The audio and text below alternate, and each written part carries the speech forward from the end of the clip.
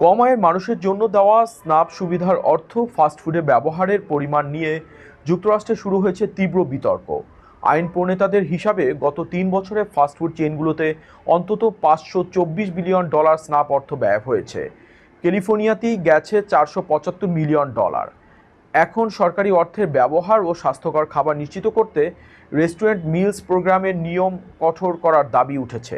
বিস্তারিত জানুন প্রতিবেদনে।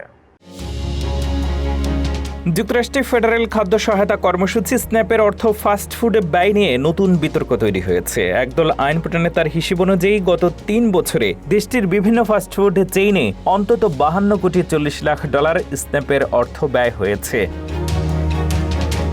মূলত কম আয়ের মানুষের বাড়িতে খাবার কেনার জন্য দেওয়া এই সুবিধা কিছু অঙ্গরাজ্যে রেস্টুরেন্ট মিলস প্রোগ্রামের মাধ্যমে রেস্টুরেন্টে খাবার কেনার সুযোগ দেয়। বর্তমানে New York, California, Arizona, Michigan, Rhode Island, Massachusetts, Illinois, Virginia ও ম্যারিল্যান্ড এই 9টি অঙ্গরাজ্যে রেস্টুরেন্ট মিলস প্রোগ্রাম চালু রয়েছে। এর মধ্যে সবচেয়ে বেশি স্ন্যাপের অর্থ ফাস্ট ফুডে গেছে ক্যালিফোর্নিয়াতে। 2023 সালে জুন থেকে 2025 সালের মে পর্যন্ত সেখানে প্রায় $47.50 কোটি ব্যয় হয়েছে বলে আইন প্রণেতাদের হিসেবে উঠে এসেছে। এরপর অ্যারিজোনায় $4.14 কোটি এবং নিউ ইয়র্কে $36 লাখ ব্যয়ের হিসেব রয়েছে।